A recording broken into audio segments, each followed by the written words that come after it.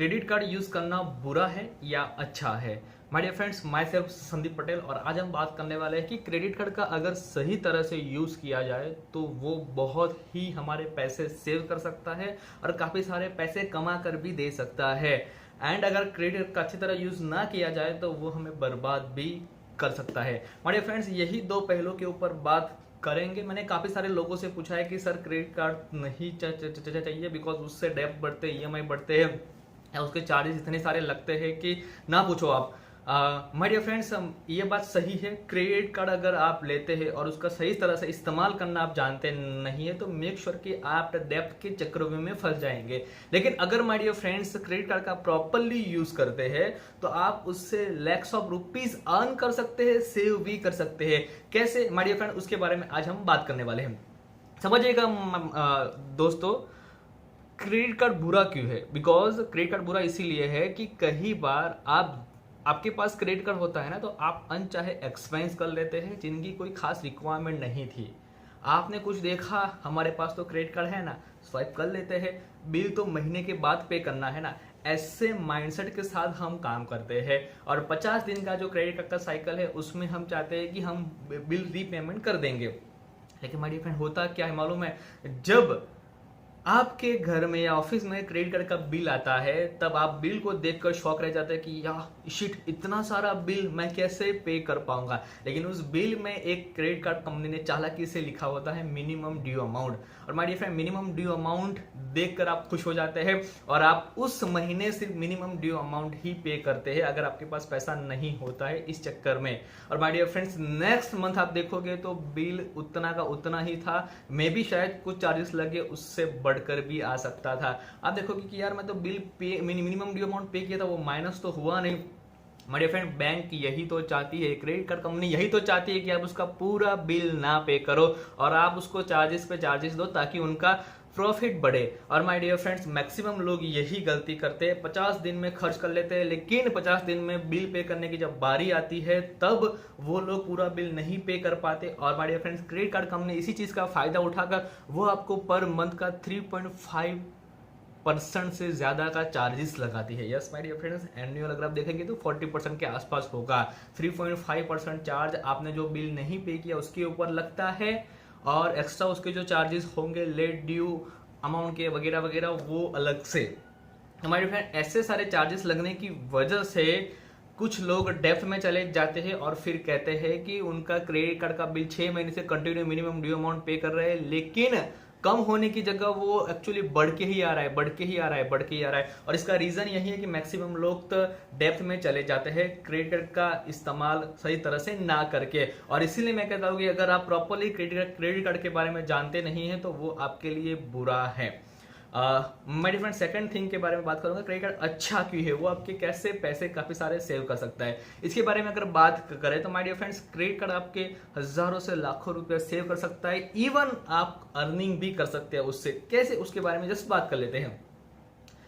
My dear friends, अगर आपके पास proper अलग अलग तरह की अलग अलग बैंक्स के ऑफर वाले क्रेडिट कार्ड होते हैं, आप अगर प्रॉपरली जान ले कि आपका जो क्रेडिट कार्ड है वो नो ज्वाइनिंग फी और नो एनुअल फी वाला कार्ड है क्या, अगर वो नो ज्वाइनिंग फी और नो एनुअल फी वाला कार्ड है तो आपको टेंशन लेने की जरूरत नहीं, बिकॉज आपके ऊपर एक भी रुपए का ज्वाइनिंग फी का चार्ज और एक भी रुपए का एनुअल चार्ज नहीं लगने वाला, तो आप सेफर साइड में है। सेकेंड, अगर उसकी लिमिट अच्छी है और आप उसका प्रॉपरली यूज करते हैं, प्रॉपरली यूज यानी कि कैसे समझो, आप क्रेडिट कार्ड का यूज डीमार्ट से राशन खरीदने के लिए आप यूज करते हैं, ठीक है। अभी समझिएगा कि आप डीमार्ट में अगर आपके पास क्रेडिट कार्ड नहीं होता उस केस में आप लोग क्या करते हैं?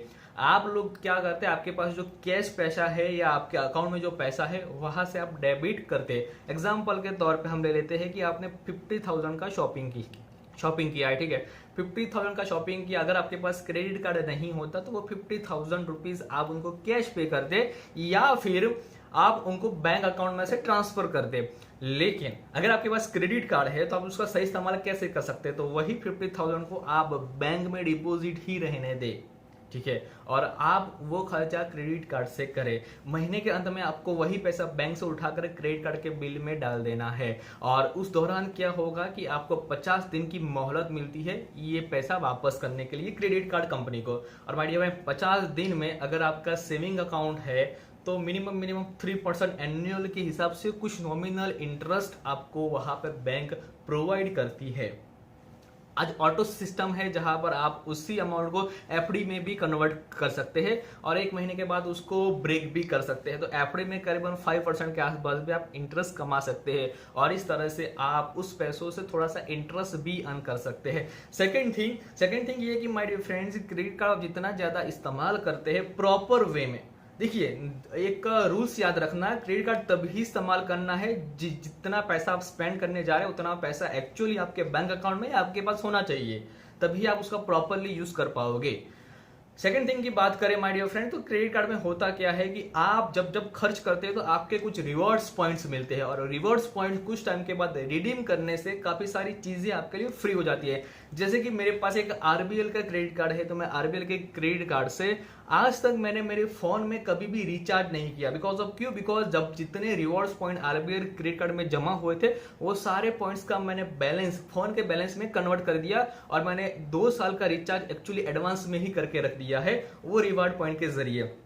मेरे फ्रेंड, कई बार मुझे क्रेडिट कार्ड की और से अच्छे खासे स्पेंड करने की वजह से क्लियर ट्रिप के वाउचर्स भी आते हैं जहां पर मेरी फ्लाइट की जर्नी कई बार फ्री हो जाती है।